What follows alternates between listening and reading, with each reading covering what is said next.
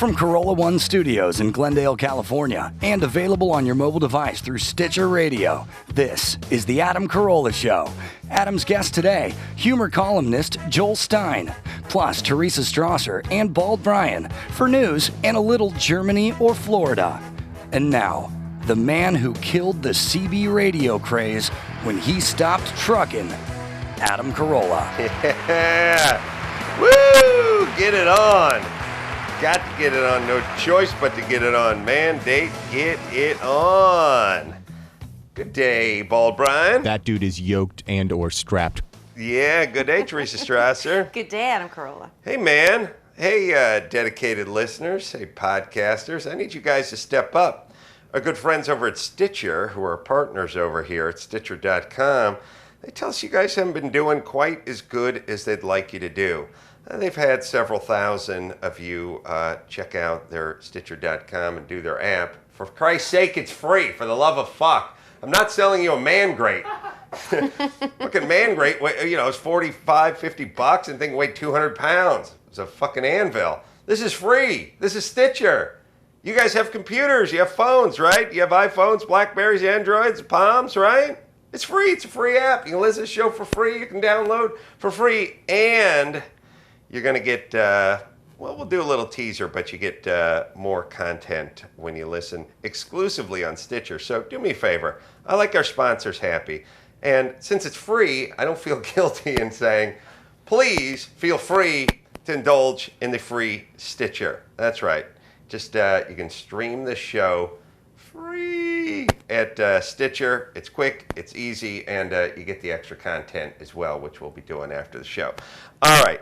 T-Bone, yeah. Bald Bryan, yeah, we were driving home from Pebble Beach a couple days ago, and I was listening to, all the CDs I had in my car were like hits of the 70s, and heard that song Convoy, talking about trucking, talking about sticking it to the man. Just made me think about the CB, and how cool, by the way, if you're a trucker now, you're a loser. I mean, I'm going to be a dick if you're a trucker, but, you know, you're somewhere between garbage man and pedophile, right? I mean, and who's getting laid at the bar first? Right. It's not as exciting a profession as perhaps it once was. No, it was like ladies. It was like Chris Christopherson and Jan Michael Vincent saying, we're going to blow this Smokies barricade. You know, just there's tons of like, you know, between that, Smoking the Bandit, there's a movie called White Line Fever. There's a movie called Convoy. There's a movie called Take This Job and Shove It. Like, If you wrote a song, they just come out with a movie based around it, even though the song was 2 minutes and 31 seconds long. Hold on. Why didn't they ever come out with a movie about the Ruby? You know what I mean? Yeah, Kenny Rogers. Right. Well, they did The Gambler. They did, but they should have done the one where the Gatling brothers come in and... Gang rape Trixie, Becky. Coward of the County. I think they may have done Coward of the County. Oh. Did they? No idea. Because that was, yeah. Oh, that's a rumor. I know they did, obviously, The Gambler. Yeah. And then they did Gambler 1 and part. What? By the way, how does this shit work? Tell me, is it people that don't have basic cable and don't have satellite and just have like 3 stations? But you know, every once in a while you'll switch the TV on and there'll be a big shot of Tom Selleck and he'll go like, yeah, well, I'm going in. And it'll be like, Foster, back to CBS for a 2-hour mini special. Foster, Boating Ranger, or something like that. And then they show it and you're like, who the fuck who's following this? There was a Coward of the County. Starring Kenny Rogers. Didn't he also star in The Gambler? They had the Gatlin boys. Jimmy, Paul, and Luke. Were the Gatlin boys? Jimmy, Paul, and Luke Gatlin. Wow. Well, there you go. Now then, and then it begs the question: what came first? I mean, I know the Gatlin brothers came first on Becky's Dress, but I mean, who? The first, the second, song and last. or the movie? Yeah. First, second, Hell and third. no. Song or the movie? Yeah.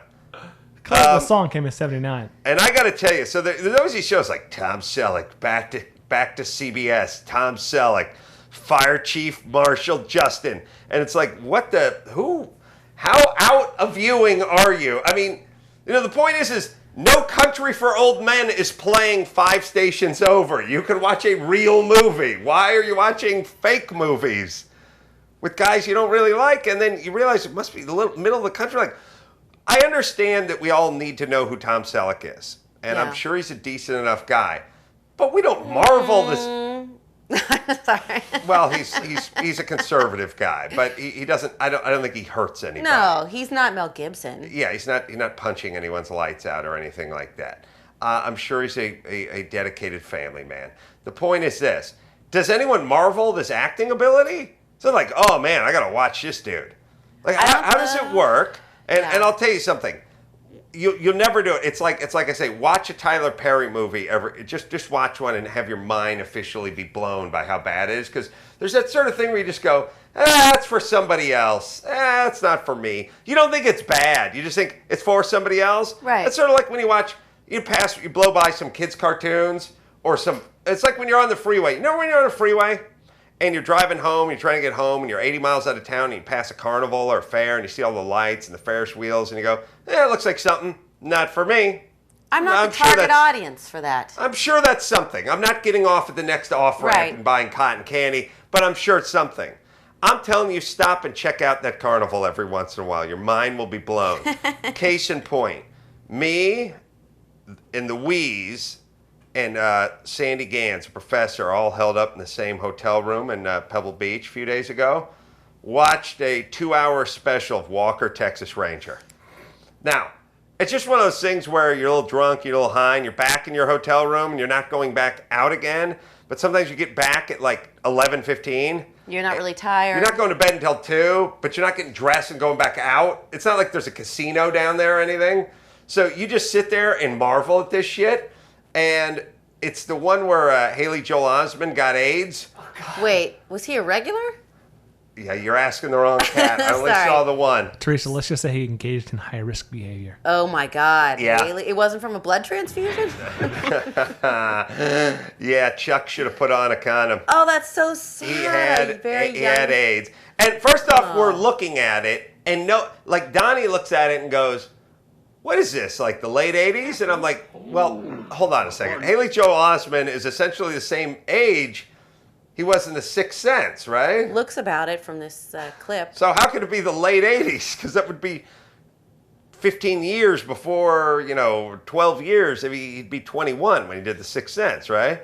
So and you can't tell from Chuck Norris because his beard is perpetually the same color and his hair is the same color. And his style's always the same. It's like really tight Wrangler jeans and really tight belt and boots and everything. So you have no idea what the fuck is going on. And you can't tell by the way would you know, okay, you guys are watching this right now. Walker told me I had AIDS. Walker told me I had AIDS. Wait, why is Walker breaking the news? Well, Walker's half Sorry, command. I keep asking you but questions. there's many things I've learned. Right. Walker's dad is like Iroquois or Cherokee or okay. full-blood Indian. Okay. Come on, look at Chuck Norris. Come on. So obviously he knows how to track. Pale face. Right. Oh, that was his Indian name? So his dad is full-blood Indian, and he died. But he knows what it's like to be made fun of and called half-breed and ostracized. Sure. And he got raised in a foster home or, basically orphanage. And when little Lucas got dropped off there, the kids found out he had the AIDS.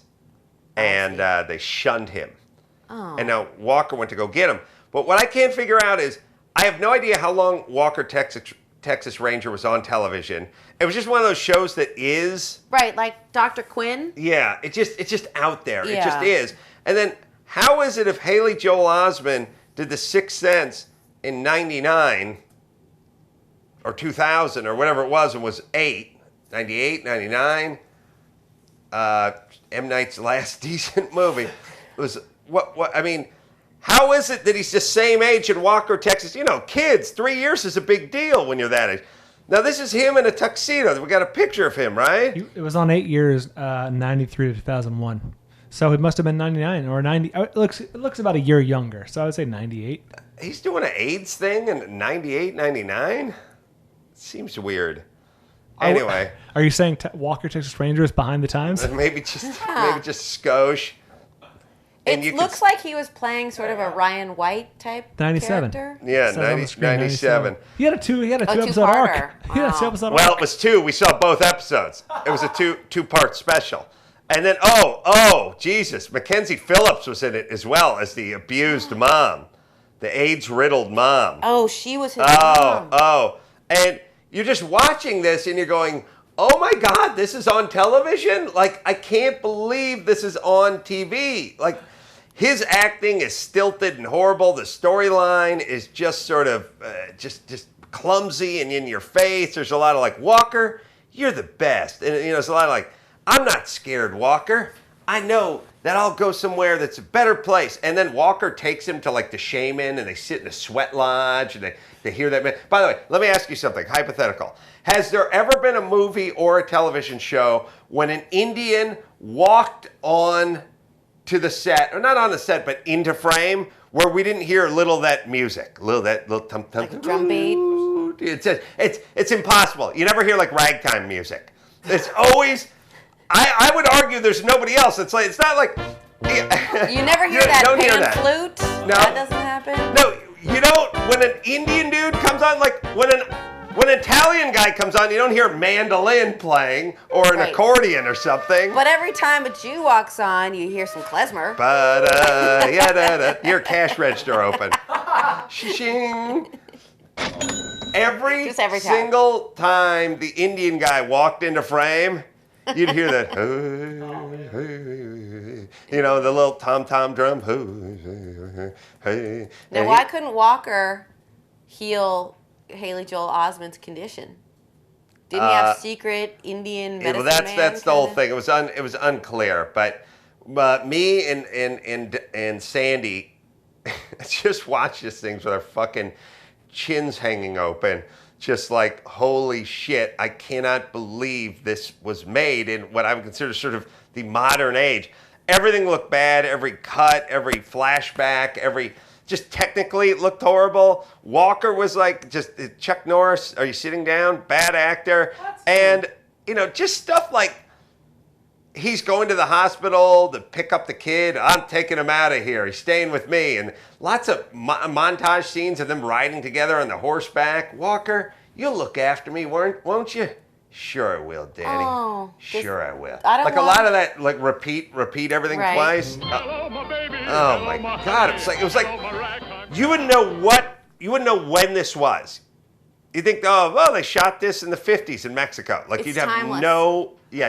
timeless. Does the kid die? I hope so. I hope so. You didn't wait for the end? well, Did you they know leave what? it open-ended, like I had all to go to the great bathroom art? and rub one out. Oh, Eventually. I could no. only watch a kid riddled with AIDS so long before. Sure. You're it only gets human. To me. I'm only human. And Mackenzie Phillips with sores on her face. Ugh. Came from her dad. Footnote to this, I saw the Expendables last night, and I kept thinking, was, where the fuck is Chuck Norris? Yeah. He belongs in this movie. He was nowhere to be found. How Sly's writing. Oh my God. You should see this. You and Bill Simmons got to see this movie. If you know what I mean. I got an email from Bill Simmons saying we must see this movie, but I was leaving town. Dear Ace Man, we got to go see the Expendables. Wait, delete. Go Pats. The people forget that Stallone is a horrible writer of dialogue. Oh my God. Stallone writes good stories, I think, because he's grandiose. Right. But his dialogue is fucking horrible. Like he's a bad writer. I mean, dialogue-wise, he's a horrible writer. If you watch his movies, if you watch if you just see the back and forth, even the big stuff from like Rocky, like, I'm gonna bust you up. Go for it. Yeah. I'm afraid. I'm scared. There were a few really beautifully written moments in Rocky. Oh, I thought you were going to say the Expendables. The first Rocky? In the first Rocky. If you go back and watch the first Rocky, yes, it's exceedingly slow. It is wildly slow. I mean, nothing happens for 90 minutes. Fine. I'm not saying the guy's horrific. He's long on story and he's a little short on dialogue. At one point, there's a Hispanic, Spanish-speaking lady speaking in Spanish or being spoken about in Spanish, and the subtitles says something like, "Hey, let's take this puta outside." They didn't bother translating puta. They left that in the... Was it good? It delivered on exactly what it promised. There was wall-to-wall explosions, and it was very loud. So it's like... No, it was not good. But it's like when you're drunk and you go into an IHOP and you order like a blueberry lumberjack stack of pancakes dripping with a big ice cream scooper of fake butter, and then you just dump all that corn syrupy with the blue dye, maple syrup flavored stuff on it, and then somebody says, "Was it good?" And you go, "I was really high, and it's an IHOP, and it's not the cordon bleu.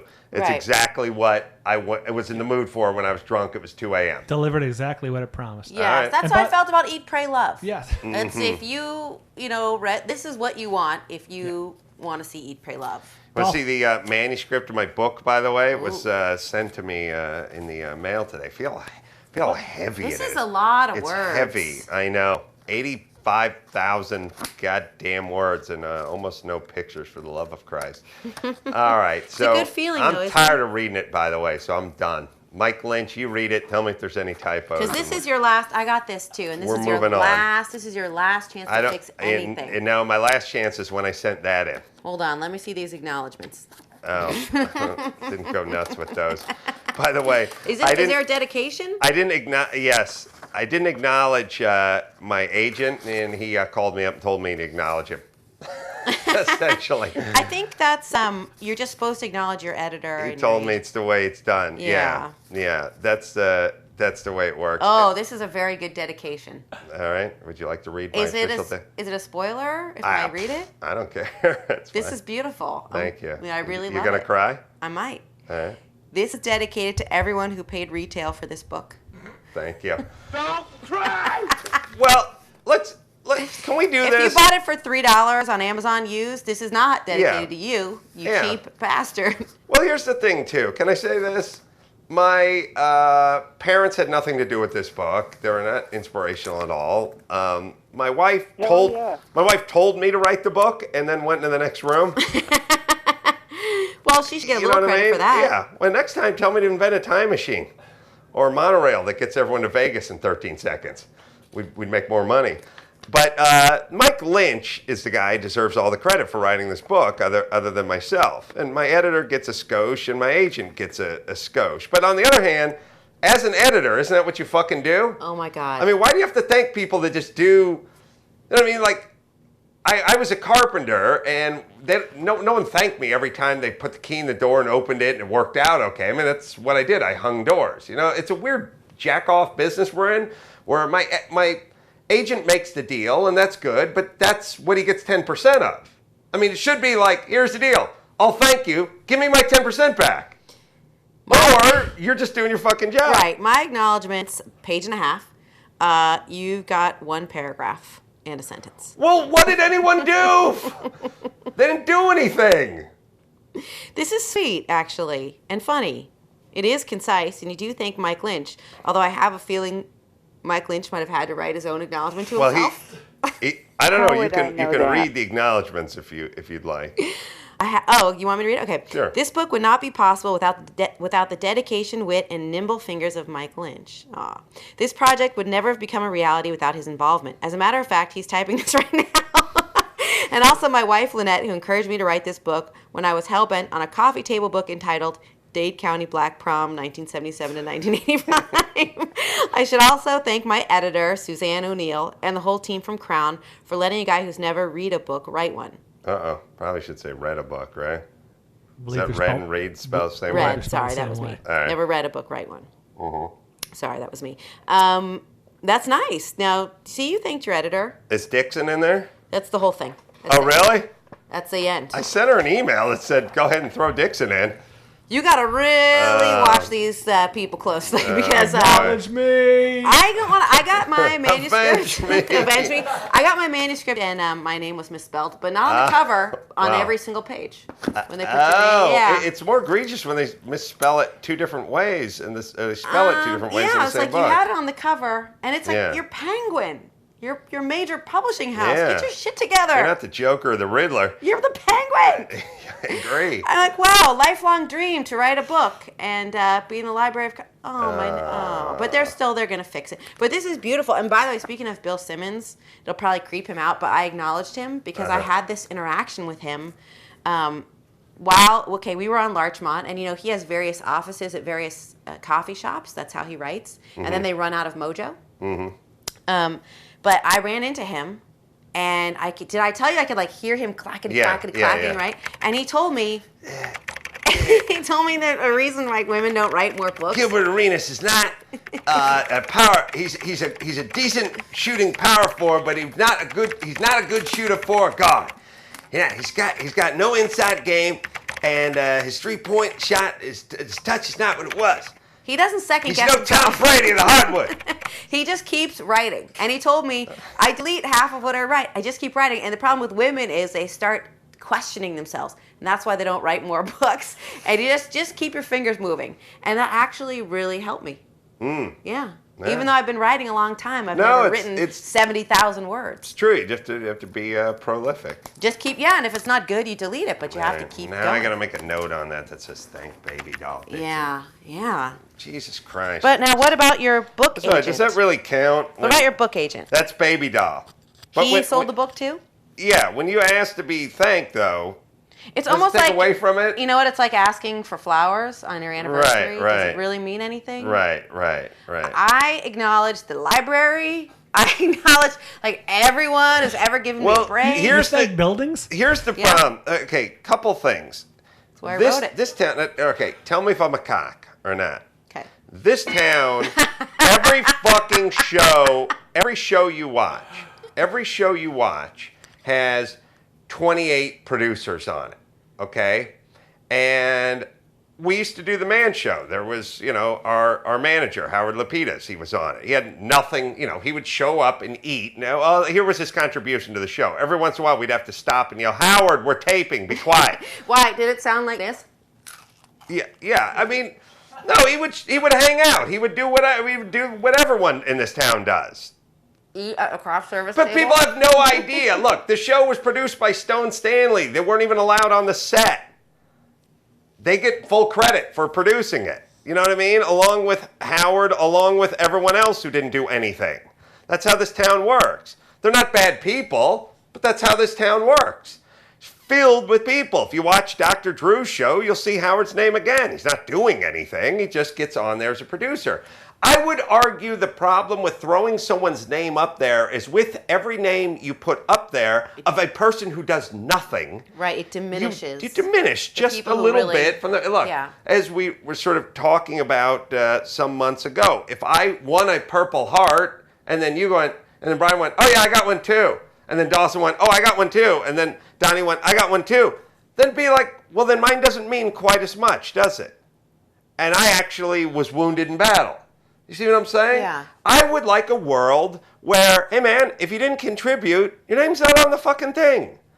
Because it does take away from the people who do contribute. Yeah. And my thing is I don't really have anyone to thank for this book. And my agent did his job, and he did a nice job. My editor at Crown and everyone at Crown, they fucking do that for a living. Right. That's what they do. Anyone go an extra mile, though? No. Really? So I had a great Well, editor. they didn't throw gasoline on me and then throw a cigarette at me in slow motion and yell, sayonara. They did their job. I know I sound like a world-class cop. There's no other business where people do their job and then people need to have fucking smoke blown up their ass. Right. You did your job. You're going to make your money. Good. You did your job. You're going to make your money. I did my job. I'm going to make my money. You did a nice job. I don't know if you went above and beyond. I think you did the same job you would have done for Norm Macdonald or Dennis Leary. A good job. Thank you. My wife, you were definitely told me what to do, and then I went in the room and did it. I have to thank certain people, but I didn't want to go down this thing. Mike Lynch is the person who wrote this book. That guy sounds hot. Second to me. That's about it. Everyone else was just doing their jobs. And even Mike Lynch was doing his job because he paid him. But the point is he went above and beyond. Right. Here's the deal. Once you start the thanking, then you get a list of 243 people to thank. Yeah. And now somebody's going to get pissed that they're not on it. See, I consciously thought of this. Right. I thank Lynch. I thank Baby Doll because he told me to thank him. I thank my editor because that's protocol. And I thank my wife because I don't want to get divorced. If I keep going with the thanks, then Jimmy's going to be like, how come you didn't thank me? I mean, I got you in the show business. This is like your wedding. It's like Once you any start inviting wedding. people- Once you start getting into it, and technically, I should be thanking Jimmy. Because he did get me. This is how I looked at it. I thanked like the first newspaper editor who ever hired me, because if it wasn't for that guy, and I thanked you because nobody would probably give me a book deal, small as it was, No. if you hadn't hired me. Much better to have a list of people who can suck your dick. People to fuck off. Yeah. Wait Sure a as second. fuck not going to thank my family. That's for goddamn sure. This is, Right. can I tell you?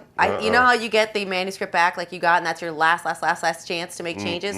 So in my acknowledgement, I, of course, thanked my mom and dad because they did. Here's why.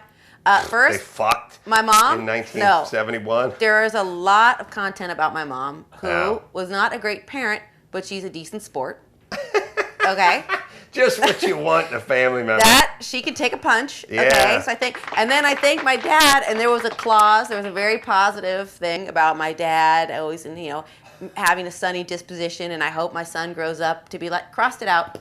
Since the foreclosure, I do not have positive feelings. Oh wow! I love that story. I went. You know what? Someday I'm gonna forgive you for how much you've let me down, but not right now. Co-signed Yeah. on the van On your his- dad's living out of his house in fortified And, wine country. Adam. Now See, since they you know what? foreclosed, you're pissed. Well, here's why I'm pissed for a lot of reasons. I'm disappointed, and I'm like, here's the thing. I had to forensically go through the bank records to find out what the fuck, because I was unawares that my credit was being my perfect credit was being shattered, and that I was probably going to be, accountable for, probably my whole book advance, which was, like I said, small, but to me, a lot of money and a lot of work. But anyway, it was the first shortfall. He was $200 short on his mortgage, and he didn't, I think, take the time to Google or research that would be considered a late pay on a mortgage, and that me as a co-signer would get the ding. Sure. And then he would be another, it wasn't like he just didn't pay. It was by $200, and I was sending the guy money. Yeah. Like, where was it going? And why didn't he call me and say, Teresa, I mispronounced your name, but I need $200. Can I borrow $200 so your credit is not, so my home is not taken by the bank? in 6 Your months? dad and my dad ought to have some sort of financial tart-off to see just who's more inept. Don't even get in the ring with my dad. He's Okay. already been bankrupt. My dad could not afford to file for bankruptcy. I don't think he's never had money. But I mean, my dad was same thing Don't be one upper, like I said before. when I was not re-upping his car lease. Yeah. He was doing that thing where I bought him a car, I bought the lease, I did the whole thing, and it's 12,000 miles a year, paid for it for 4 years. It's a $48,000 whatever. When we were 2 months from turning it in, he was at least 15,000 miles lower than the lease, And I just said, Dad, here's how it works. You can pay extra and get 16,000 miles a year. You can pay less and get 8,000 or 10,000, but I paid for 12,000. So I paid for this. It's paid for. And you turning the car in, when you turn the car in that's supposed to be at 48,000 miles, when you turn it in at 29,000 miles, they don't cut me a rebate check for $9,000. That's just a loss. They just keep the money. Right. Yeah. We're driving the It's a net loss. And I basically just explained that to him. Sure. Like, Dad, I paid for the mileage in advance. You're well below it, and you're turning it in 6 weeks. So please drive the car. Drive up, yeah. 2 weeks later, when he pulled up in the beater SRV, the Honda SRV my stepmom owns, and I said, Dad, again, why are you driving the car that you own and putting mileage and wear and tear on the car that you guys own that already has 200,000 miles on it when you have my car and I already paid for the mileage and you're not using that mileage? And he's, why? We already talked about that. And he said, yeah, I didn't really understand that part. You reviewed it. But here's the deal. And why wouldn't that just be Mustn't it be great? self-evident? But whether your dad or you're my dad, mustn't it be great just to announce to the world, I don't know what the fuck I'm I don't doing, understand. so I just basically get a free pass. Well, this is what, okay. I could kill a hooker and Right, they'd I never don't convict me because Here- I didn't know up from down. I don't know if it's wrong or not. Here's what happened with Nelson. When he was staying with me, like what was it last week or whatever. He was staying with me when I got some papers and realized what had happened, and I started a process, and just anger, it started roiling beneath the surface, and I started to realize, oh my God, here I've been living within my means, driving my Honda, living in the ghetto, all because I don't want to live in the financial chaos that I grew up with. So I'm a very practical person. Sure. I don't turn down a job. I work hard. Now my credit is that of well, it may not be. I don't know, Oh, Joey I checked Buttafuoco's it. credit Oh, yet. it's not it is. pretty. Lord Nelson screwed no. it up. Huh? My name is Tyrone Right, Washington. okay. Oh, no. So then, okay, by Worse the way, than Tyrone. this living in ignorance thing, so when it goes down, my dad is staying It's with us. convenient. I said, Dad, why wouldn't you, as he's sitting there, I Googled, it took me 3 minutes to Google, how is cosigner affected by late mortgage pay? And immediately it comes up, it's exactly the same as if you're the obligor or whatever it's called, as if you're the original loan. He thinks Google's a German pastry, to be fair. The man knows everything about, like, say, Andrew Jackson, okay? Sure. He's reading 3 books a week and going on hikes with his dog. You can't Google this? Well, to be fair to my dad, he doesn't know anything about anything else either. I know. Listen, I swear to God, I swear to God, it's something that a lot of chicks use. Here's what chicks use. Chicks use it. You don't use it, but chicks use it. Like, what do you want me to do? Gays use it when it comes to like heavy lifting. Like, oh, come on, please. I don't do that. I don't schlep. I don't do it. Jews use it when they do that. Come on, I'm a Jew. I don't check timing. I don't check fan belts. I don't change oil. I'm a Jew. I don't ski. Yeah, right. And then there's 30 days. there's a thing. I come from a whole family of these people where they just go, I don't do this. I'm not good at that. And here's my whole thing with that thing, because I'm the same way. As people say the same thing to me. Oh, look, it's you. You don't know how to work the computer. I have a fucking assistant, and I pay him, and he does it. Okay? So, if your dad wants to hire somebody to do whatever, or my dad wants to hire someone to explain simple shit to him, that's fine. But they go through life in this sort of Peter Pan-ish, kind of foggish, kind of Scarlett O'Hara, little can't old face me. reality. I'm getting the vapors. Yeah, I just don't bother me I don't with know the how that works. particulars. I don't know. It must be so convenient just to announce to the world you don't know how anything works as you pass through it, having other people sort of pick up the pieces after you, putting the down payments down, making the payments, handling the paperwork, getting all the little fussy parts of life that we all have to do that no one wants to do. It's great because you're confused. Oh, and by the way, when it comes time to do anything, no one calls you because you're incapable. You can't do anything. At least your dad could at least he could check a battery. He's very or check an helpful. alternator. To be fair, he's very helpful. My dad around can't the do house. shit and announces it to the world, and it's like living with a sea slug. It's just like, hey, I don't do anything. Hey, I'm inept. And once you get over the shame of being inept, which evidently my dad got over many years ago, the world leaves you alone. Hell yeah. No one hassles you. Poor Sandy, Donnie's cousin Sandy, the guy's a fucking computer whiz. He can fix an engine, and he drives a fucking huge diesel truck. His phone rings off the hook. Because everyone's bothering him all the time. Hey, Sandy, could you come over? Hey, Sandy, could you troubleshoot my fucking internet's website, down. my battery, right I'm to the moving. airport, I need to moving. tow It my never car ends. out to San Diego, Sandy. I need your truck. I Right. need the exchange. My dad's phone never rings. Well, at least his phone's not been turned off. Now, All right, should we do a second of news before yes, we let's bring do a second Joel of in? news, but may I just say Yes. that I love the idea that you pulled him out of your book Crossed before it it out. went to print. I crossed it out Yeah, because I had just to thought, do that with Mel Gibson, too. fuck you. Yeah. But here's the thing, it's so depressing and like devastating being around him because here he's destitute and 67, and I know he didn't want this, and I know he's very ashamed, and that's probably why he didn't come to me for the $200 keep bucks. pouring it on. But listen, so after we have this Google conversation where I'm like, I didn't yell at him, but why did you not look this up? I wake up in the morning, I go into his room, he's gone. Mm-hmm. It's all his stuff's gone, his car's gone, he's gone. And I immediately was like, now he's going to kill himself. So what do? I Google Take an insurance Oh, sorry, go ahead. how does this affect the financial situation? Him killing him? No, I honestly, Shrewd. because of my family, people do kill themselves. I was really worried when it was like dark and all stuff was gone, and I'm almost mad at him for freaking me out that he was just gone without a note and didn't say goodbye to my child, who I know he's only 10 months and doesn't know what's happening, but like the mama bear instinct in me was like, don't you dare bail on my child. without saying goodbye. Oh, you mean if you're going to kill yourself, or you're just going to split? Just splitting. Okay. Because Buster won't remember if he really kills himself. No. Buster won't remember he doesn't say goodbye. It was just Pull like it this, down. probably just reliving things from my own childhood, like being bailed on. But Don't cry! I held it back. Hold it back! Yeah. But Turn listen, to something else. Just let it turn. listen. There's Let an it turn upside. into the news, dude. I'm turning it into the news. Sorry. No, listen, I like your passion for your news. This your is dad. the news, and I told Brian I had to have a come to Jesus where I had to first just recognize that there's nothing. I'm just going to have to learn the vagaries of mortgage law as much as I don't want to. You're just going to have to make more money. That's all. That's it. That's I'll have it. to do that. That's right. Yeah. All can be overcome. And I just love the idea that you pulled your dad out of your plug. Yeah, and right. here's the real come to Jesus. It's only money.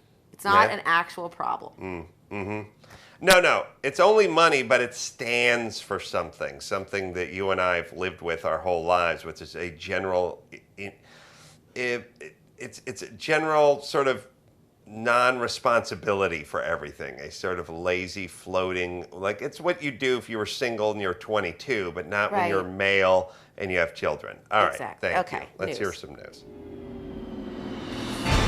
From the International News Center, next to Donnie's Mini Bikes, this is the news with Teresa Strasser. Make me some juice. Thanks for humoring me. You may have heard a big flap about Dr. Laura.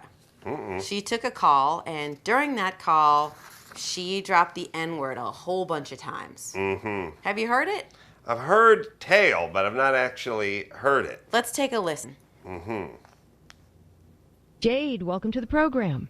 Hi, Dr. Laura. Hi. I'm having an issue with my husband where I'm starting to grow very resentful of him. I'm black and he's white.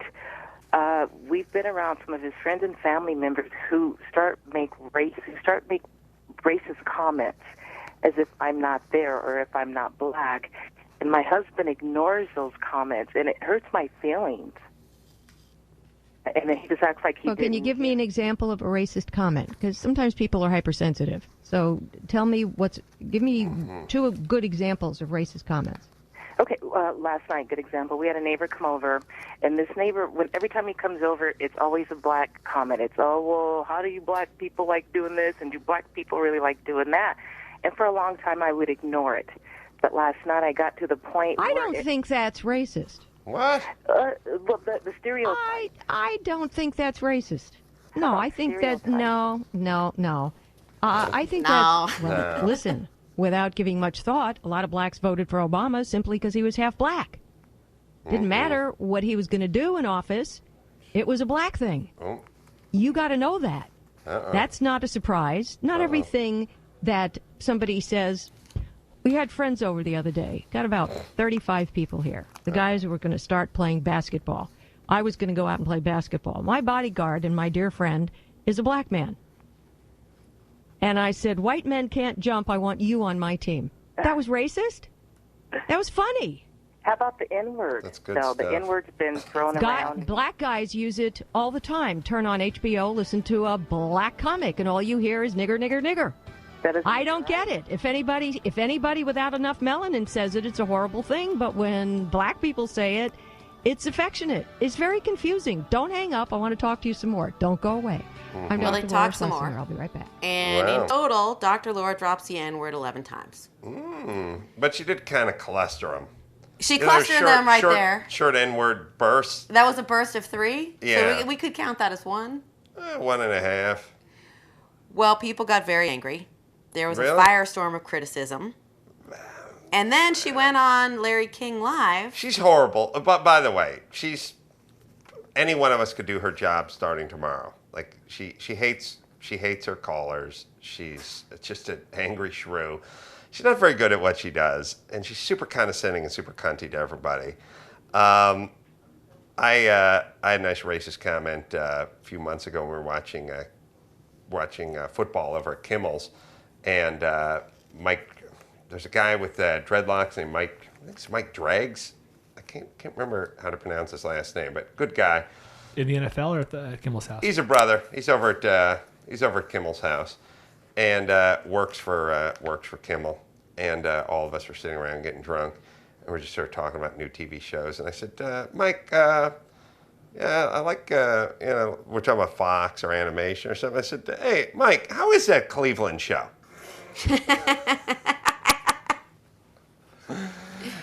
It was one of those beats, and then everyone started laughing. But, yeah, but here's the whole thing.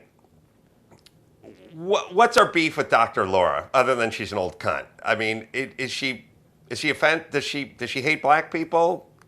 I don't think she's wild about them, to tell you the truth.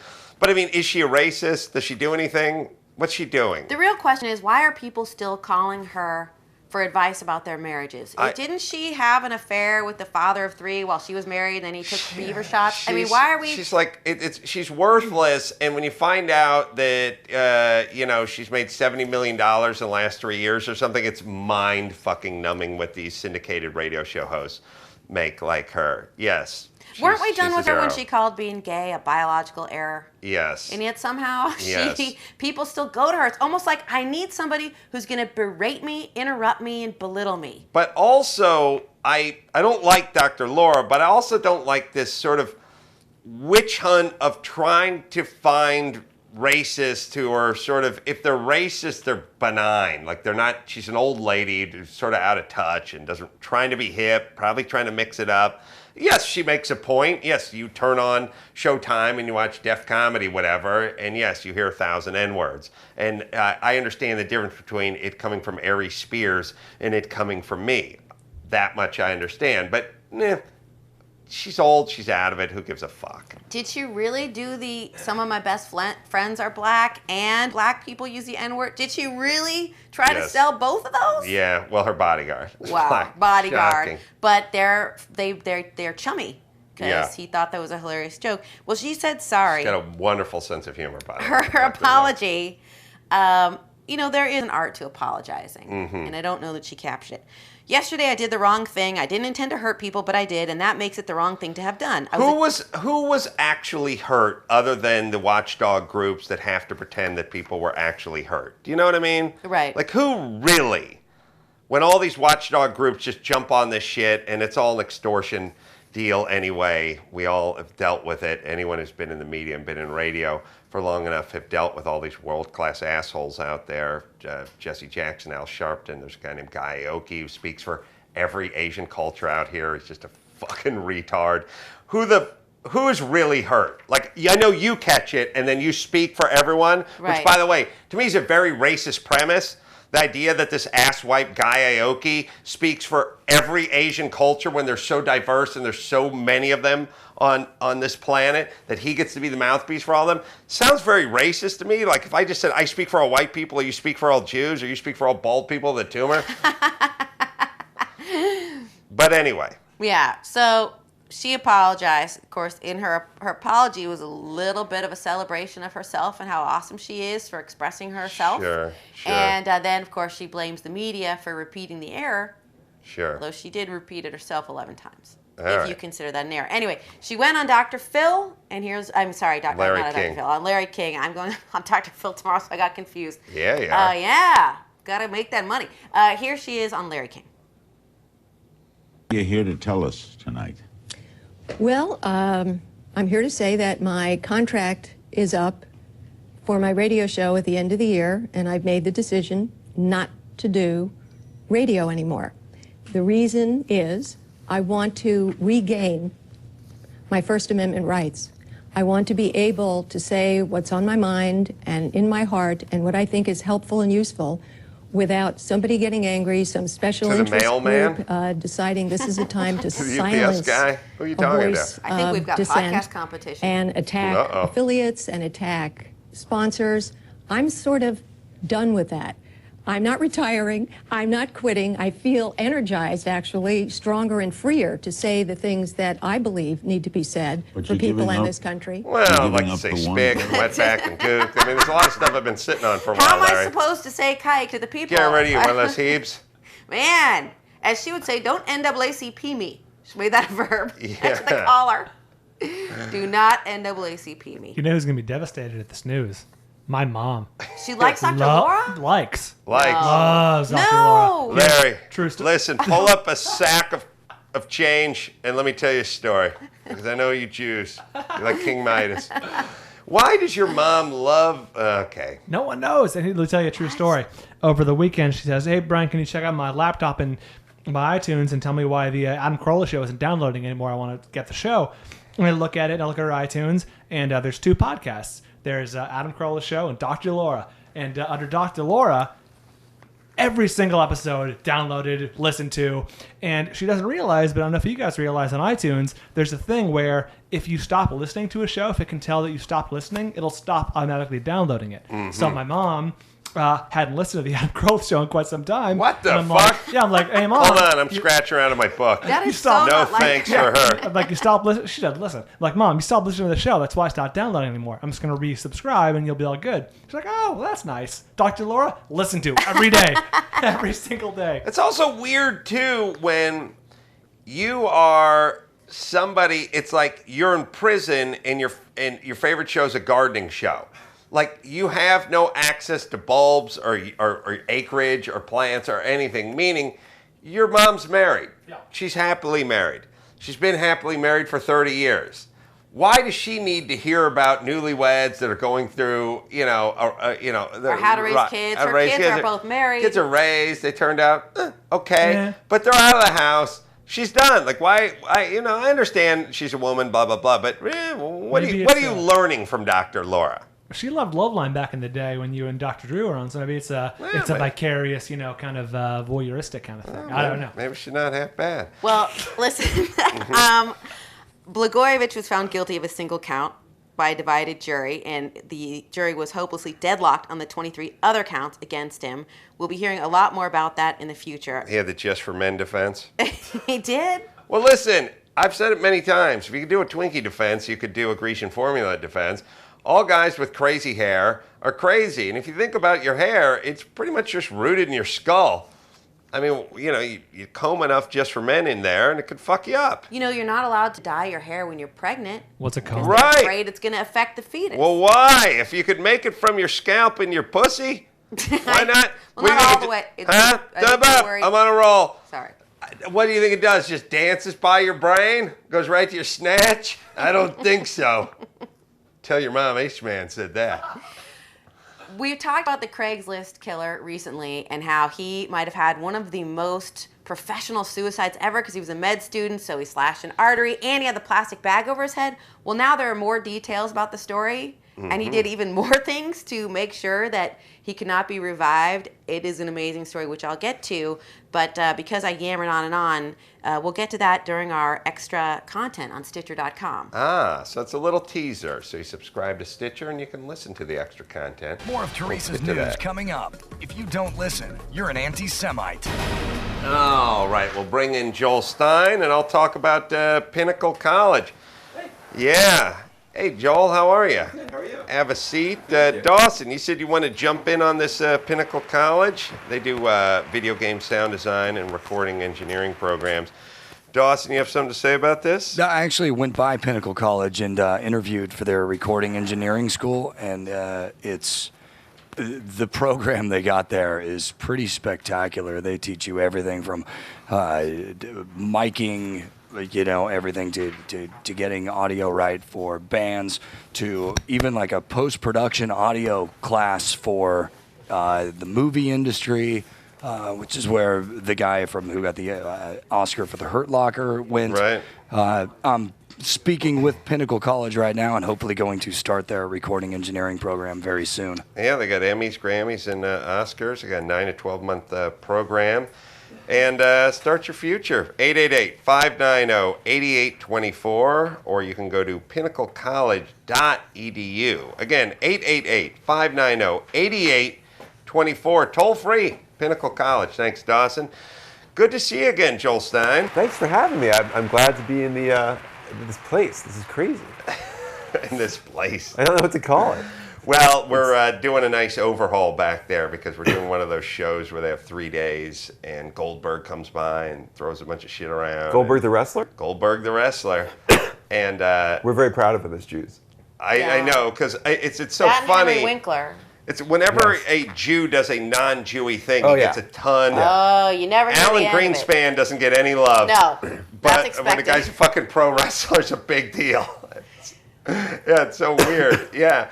Although, you know what's weird about, races, and everyone does that. Everyone does that sort of thing where it's like, well, if you're an Irish fighter, then, Irish guys like you. And if you're Puerto Rican, then the guys wave the Puerto Rican flag. By the way, it's not considered racist when the guy's getting into the ring and he's from El Salvador and the whole crowd goes nuts and they're waving the El Salvadorian flag and all that kind of stuff. That's not racist, right? Well, How come when we do a version of that, it's racist? But the blacks don't really do it.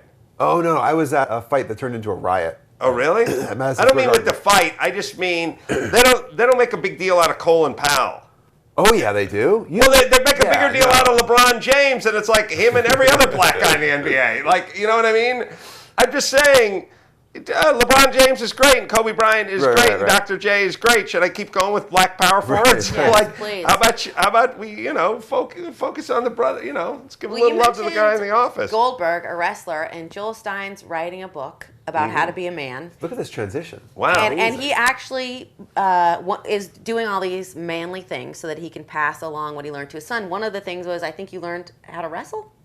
UFC fight. UFC fight. Oh, so mixed martial arts. Well, you said something broke out at a fight you were at as well. That was a long time. It was the Garden. It was, there was this Polish boxer. Do you remember this guy? Galata? Yes, Andrew Galata. God damn, do I know a lot about boxing. Okay, and he fought... Was it Mercer? It was some guy. Yeah, it was Merciless Ray Mercer. Yeah, and there was. God, do I know a lot about boxing? Sorry, go ahead. Do you know the outcome of this fight? Yes, sure you do. Well, the outcome was a riot. Galata's insane. Galata. I mean, you can take a look at Galata, Andrew Galata, right now. He looks. Yes. He's insane. He's the guy who had he basically kept hitting Riddick Bowe in the ball sack. And I'm sorry, that's the fight. It was Riddick Bowe, right? Yeah, it wasn't Ray Mercer. Yeah, no. Had Riddick Bowe been in the Army or something? Well, Ray Mercer was in the Army. Well, is this another low-blow fight? Ray Mercer was a drill instructor in the Army. Riddick Bowe joined the Army after his retirement. God, do I know a lot about boxing.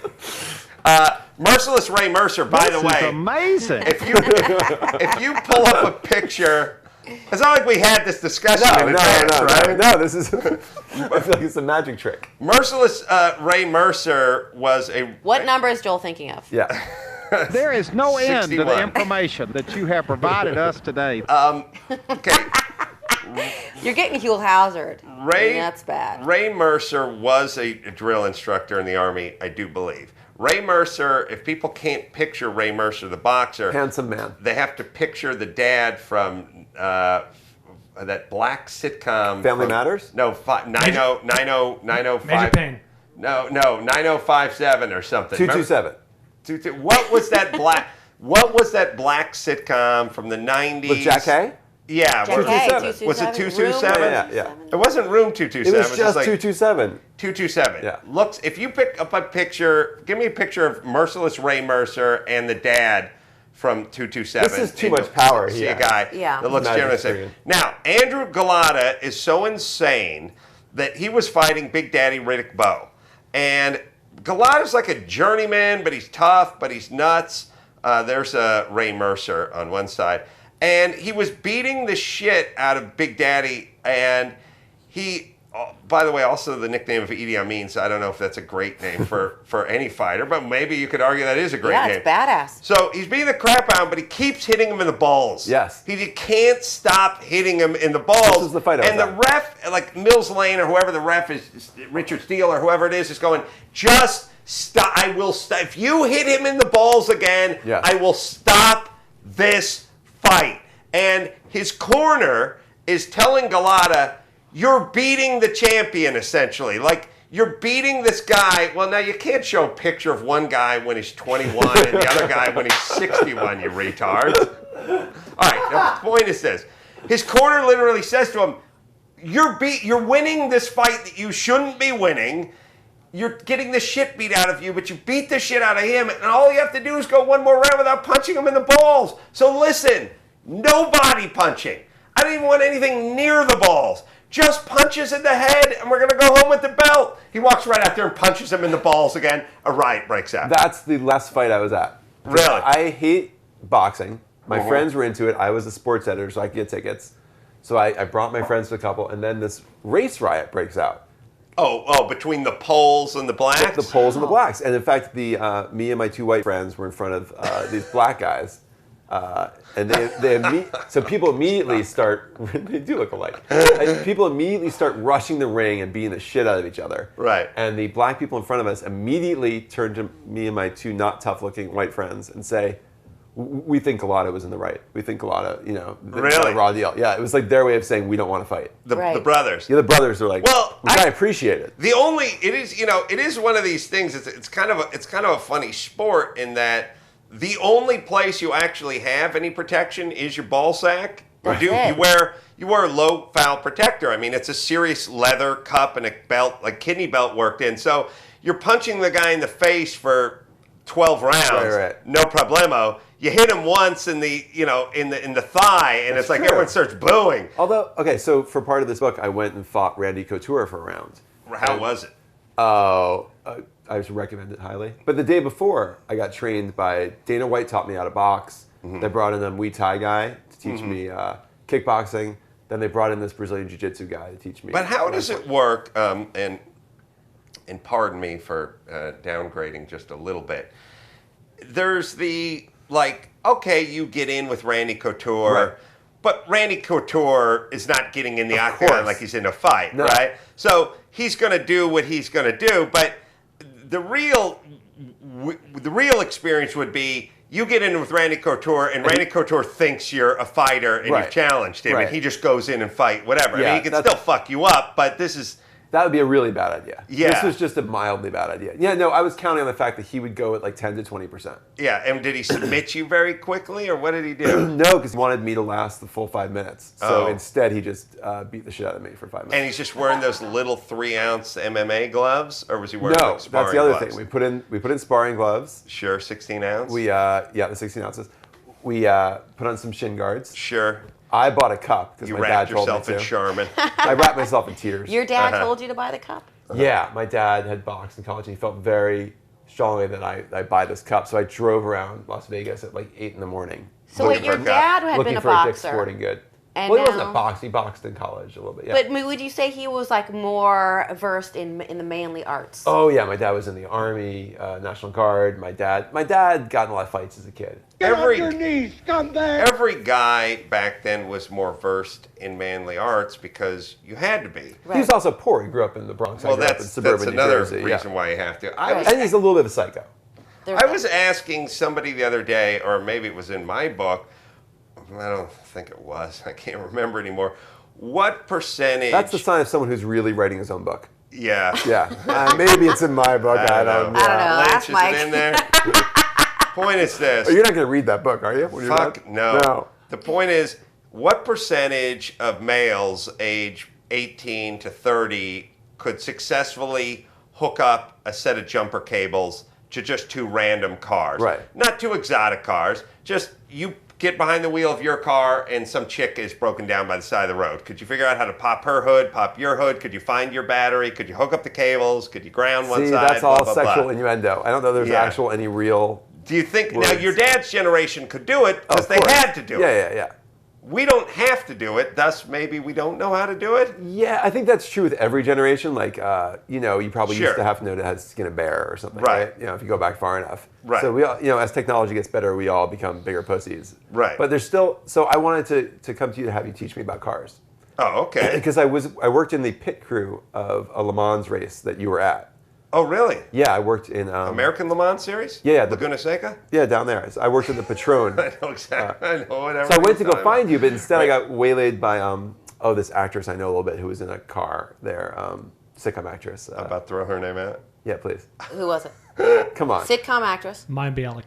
Yes. She was in a show with Donald Logue. She went to college with me. Oh. She's about my age. Yeah. Oh, come on. Monica, Francine, something with an F. Megan. Yeah, something this with is an awful. F. All right, well, anyway, we went down... You're right, to learn about cars. A few years ago. It was this year. For his book. Same thing. Yeah, I know, it was this year, but I wasn't there. I wasn't there a couple months ago. In Laguna Seca? No, Long Beach. Oh, Long Beach. Okay. Oh, they run the American Le Mans series at Long Beach? You were there, Megan Price, and you were there. Megan she Price. Was there. Okay, now I got it. Okay. Thanks. I had a very nice compliment paid to me by Megan Price, which is that she has an a-hole neighbor, as we all seem to have. She was getting into it with him, and I gave her the speech: if it doesn't make you money and it doesn't make you happy, perhaps you shouldn't do it, or you shouldn't say it, or don't hit send. Just think about it. Oh, that's good advice. There's no upside. Does it make you happy? Right. Does it make you money? And by the way, and I told her, telling someone to fuck off who deserves it can make you happy on occasion. So I'm not saying it absolutely eliminates every opportunity for you to tell someone to fuck off, but does it make you money or does it make you happy? And if they answer, and I swear to God, I saw her 2 days later at the track, and she's like, Adam, I was going to go after my neighbor, and he pissed me off, and then my blood was boiling, and I heard your words echo in my head. Does it make me happy? Does it make me money? And I stopped myself, and I feel better about it. And I thought, wow, that's nice. So you were, I have a money or happy story to tell soon. So you're hanging out with Megan Price, and you're at the track, and you have to work for a pit crew for American Le Mans? Hold on. And the Patron Club. 40% of your underwear are exposed right now. These aren't underwear. Wait, can we address this? These aren't this? underwear. What are you wearing? These aren't are underwear. shorts. Oh, they are? Okay. Yeah, they're just lacy. I was just skipping my rope before Both I of came you are- here. These are just It's your very hot cycling. in here. and- Hot. These are underoos. You and me, pants off. Let's go. Let's join the crowd. You really want to be a man? You do it Roman style. Right. So you're working pits for American Le Mans. Yeah, so I'm doing a different man thing for every chapter. Right. And so what are they now? Are you jumping over the barrier? Do you got the fire suit on and the helmet? They wouldn't let me wear the fire suit, which was I was disappointed. You have to be a trained firefighter. You wear this giant really star, wanted to. Jew. Oh, they made you wear a blue. They wear a blue star pinned on to his frock. I love the training. So what did you do then if they wouldn't let you get Nothing. the fire suit? Because you don't get the fire suit, you can't go over the wall. Oh, I'm sorry. I had that suit, but there's the guy. I'm sorry. There's the guy who gets to pull the lever. Right. The actual trained firefighter guy. You know what I'm talking about? Oh yeah. But you had a fire suit. I had a fire suit on. Yeah. Oh, okay. Now, are you going to try to? I didn't really know it was a fire suit. They didn't really explain that to me. Well, it was just a hot jumpsuit suit that doesn't catch on fire. But anyway, Yeah. and it looks cool. But it looks so cool, but I looked like a pussy in it because I was walking with the guy who was the engineer. Mm-hmm. Not a great looking guy, and some hot chick walked up to us. We were wearing the same exact outfit. She said, "Can I take a picture with you?" And she meant the other guy. Yeah, I just didn't look convincing. So, the thing about the fire suit is you do have to wear. You have to sort of. It's awesome. It's awesome, but it has to sort of conform to you. Yeah, I didn't pull it off. You have to wear it for a little while. It's like a baseball mitt. It can't be brand new. All the man stuff comes with cool uniforms that look bad on me. I was a firefighter. I was a Marine. None of it looks good on me. So what was the greatest challenge of the entire thing? It was the most unpleasant. Well, I mean, obviously, fighting Randy Couture is very physically taxing. But in the back of your mind, all right, he's not going to fucking beat the shit out of me with his elbow. Who did beat the shit out of me was the Brazilian Jiu-Jitsu guy the day before. Because Dana White's like, oh, choke him out. It'll be funny. Choke him out. So he knows what it's like. So they tried to choke me out twice. And I'm such a pussy that what happened was, as they started to choke me out, I kind of pretended to go to sleep. That's my natural defense. Good. Sure. Yeah. But then they kind of could tell afterwards. Right. So they did it a second time. And again, I pretended to fall asleep. So I had this horrible sore throat. The choke out thing is not fun. Very, and by the way, you feel the power immediately. It's not like a guy trying to choke you.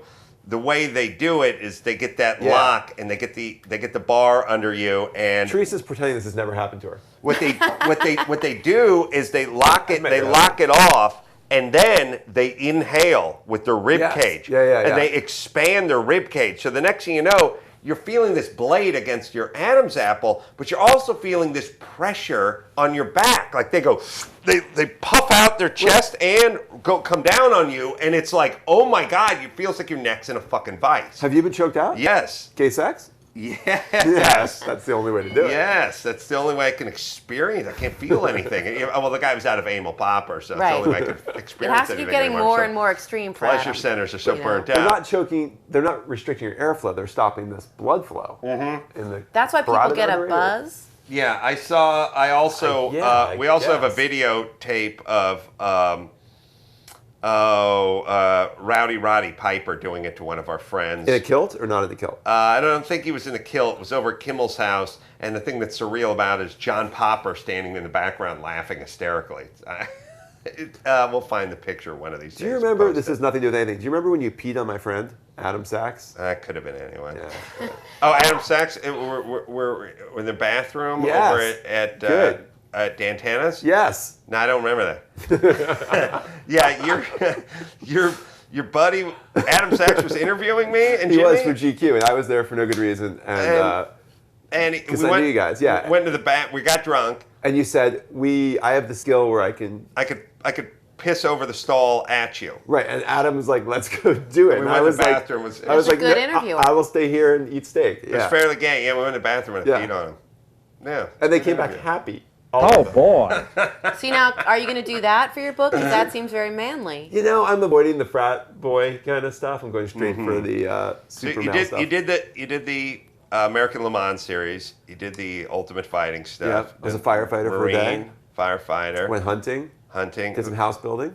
Who'd you do the house building with? Well, my wife's dad is a real man. Specifically, he rebuilt their whole Victorian little house, and now he's rebuilding her brother's crappy little house up in upstate New York.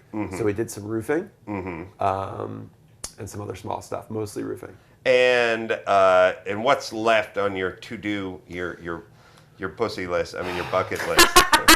Well, I need you to teach me about cars, like how to appreciate them, how to fix them, or just how they work. You should know how to change the oil, how to change a battery, basic things. Yeah. I mean, to teach your son. And what is cool about a car too? I don't understand that. What else? I am hopefully getting. I think Howie Long and Terry Bradshaw are one of them to teach me how to watch football.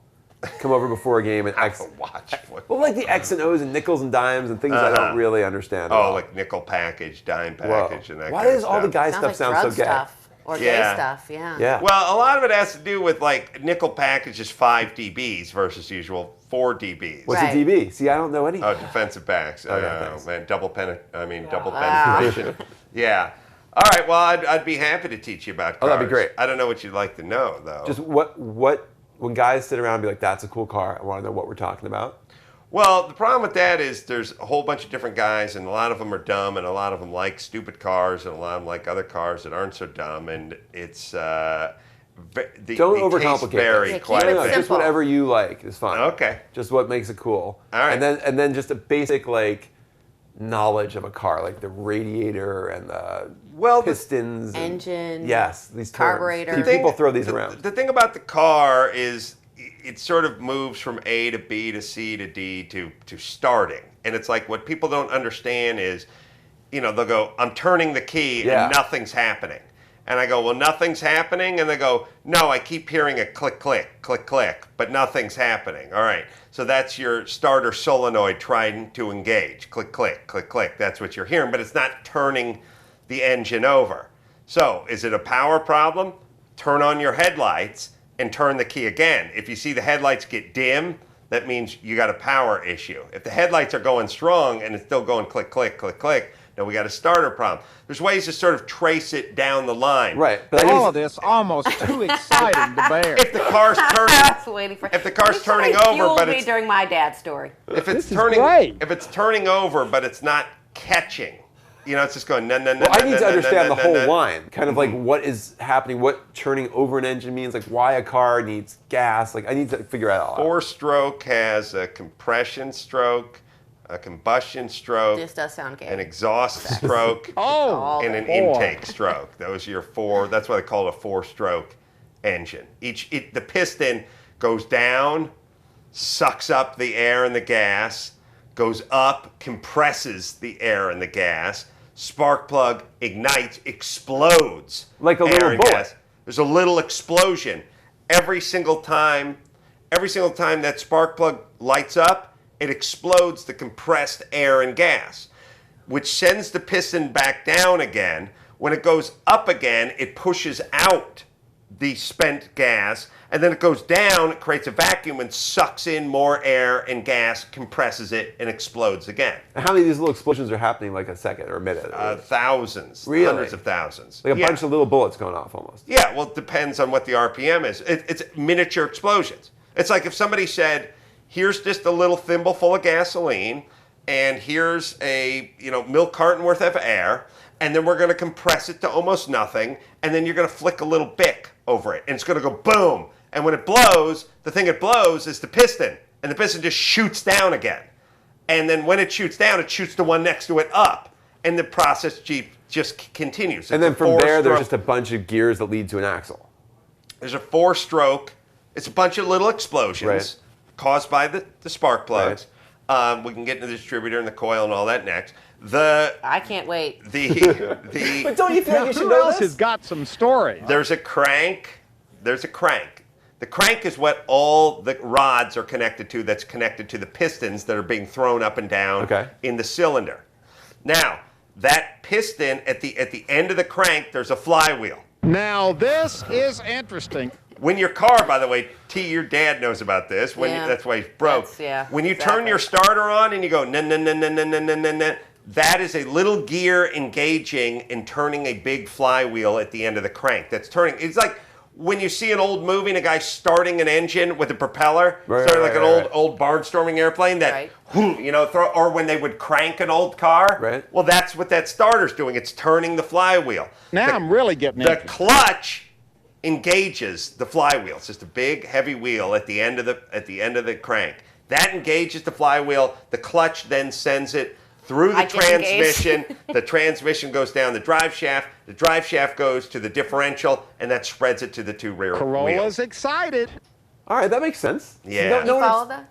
Yeah. Sort of. There's a bunch of little explosions that makes things go up and down. Right. And that energy gets transferred through gears and flywheels. And when you push in your clutch, you disengage that flywheel from the transmission. So that nothing's happening. This is going to be interesting. You got the flywheel turning, car's just idling, but it's not hooked to your transmission. We let the clutch back out, the pressure plate is pressed up against the actual clutch. It engages the flywheel again, and it turns the transmission. So every other part of the car, your radiator, your everything else, is just to make sure this stuff works smoothly.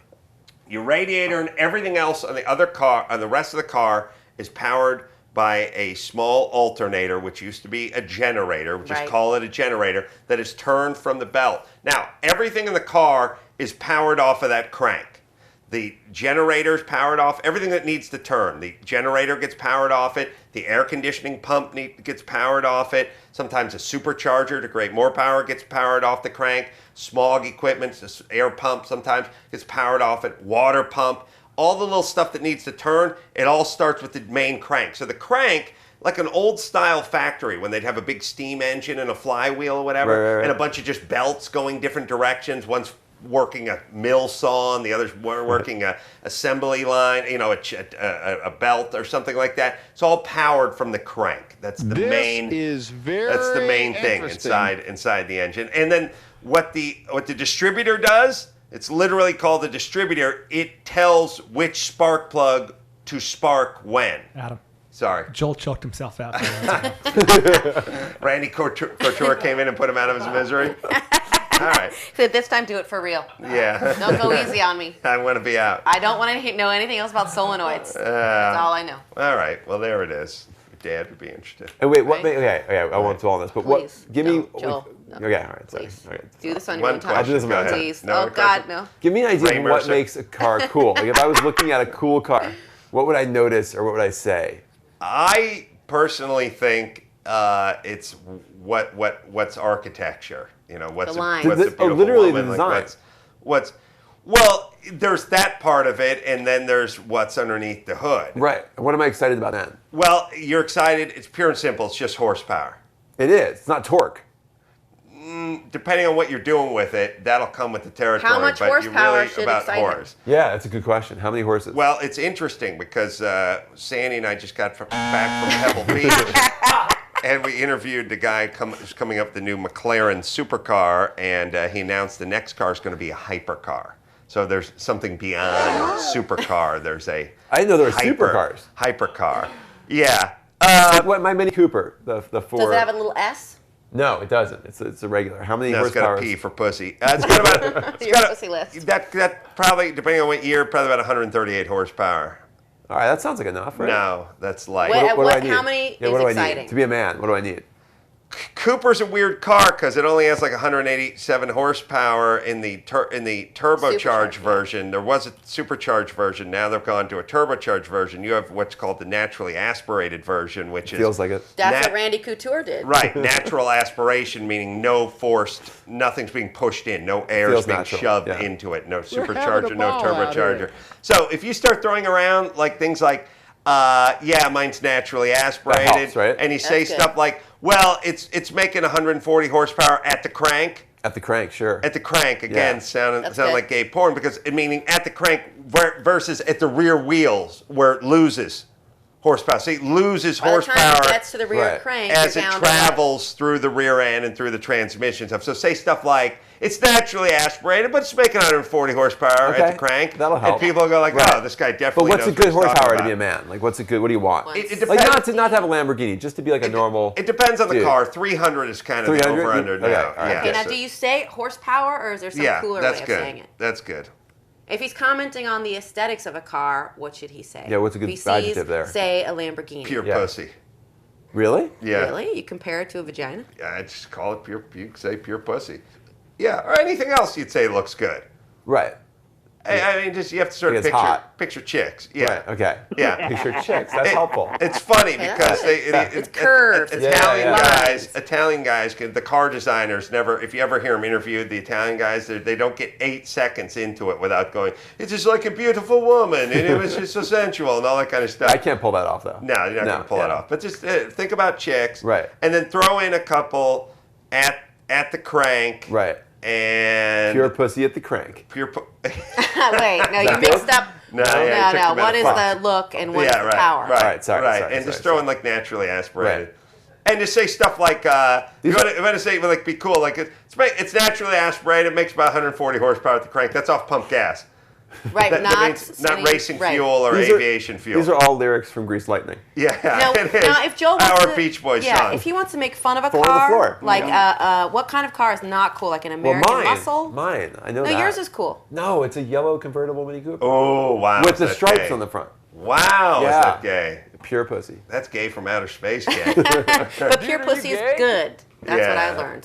When I first got that car, I literally got gay bashed by somebody. Really? Yeah, I was driving down the highway and someone called me a faggot. Wow, I'm so sorry. Was it Dr. But Laura? you're wearing a hat and I didn't recognize you.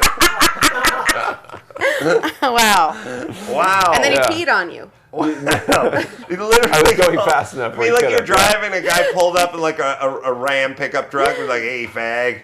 Yeah, I don't remember he was driving. I feel like it was more like, it may have been a truck. It may have been like a Mustang or something. But yeah. Right. Wow. Yeah. Wow. I told you. It was like 2 young Hispanic guys, dude. Really? Oh my God. Were you scared? So sad. No, we were all moving at a pretty good pace. I was Did just you like, cry? I was just like, wow, my car is as bad as I thought. Yeah. Hey, man. Hey, faggot. How long had you had the car when that happened? Oh, months. Still had the dealer plates on. Yeah. Oh, yeah, for sure. So sad. Yeah. I mean, what is the uncool car that people think is cool? Like, is it the Corvette? Well, you know. What's wrong with the Corvette? I don't know. Yeah, it is. It is kind of the Corvette. What? Although the Corvette guys will point out that it's got more horsepower and a better horsepower to weight ratio and blah, blah, blah than some of the Ferraris and Porsches that are twice the price or 3 times the price, you know, so they sort of have this ultimate argument. But vet guys are always kind of douchey, yeah. They just got divorced, right? Yeah, those are douchey guys. The guys who drive Panteras are usually douchey guys. A Pantera is a car? Yeah. And a band. Yeah. What about a Viper? Is that a douchey car? That's a super douchey car. Wow. Super douchey car, but with 550 horsepower. So why is it douchey? Because there's a kind of in a fake tits kind of way, right? Like where you're just saying, "Look at me," and you know what I mean. Like it's a negative thing. Well, it's just like when a chick is wearing something that's a little inappropriate for the Pam venue. Anderson. Yeah, it's like Pam Anderson shouldn't be wearing the tight Daisy Dukes to the funeral. Right. Like we get it, we have a nice ass, but somebody passed away here. Like just a little look at me. It's kind of like the guys on the fucking hogs and the Harleys. You're just, you know, they got the baffles out. They're making a ton of noise. It's just like, hey, look at me, Donnie. You got some douchiness. Yeah. Well, what like about the modern day Lamborghini guy?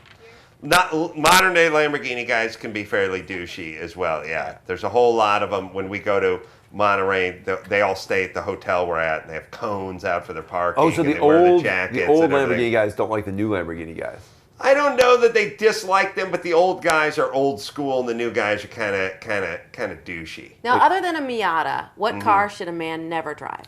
Well, let me say this about the Miata, and my argument for why the Mini Cooper is actually the gayest car. Thank you. That is actually... You know I'm right here. Not, well, you know it. You were driving through the wrong neighborhood, but here's the point. It was the 101 nearby. It really was. The Miata was at the top of the gay mountain for many years and was dethroned by the Mini Cooper. And here's the thing about the Miata.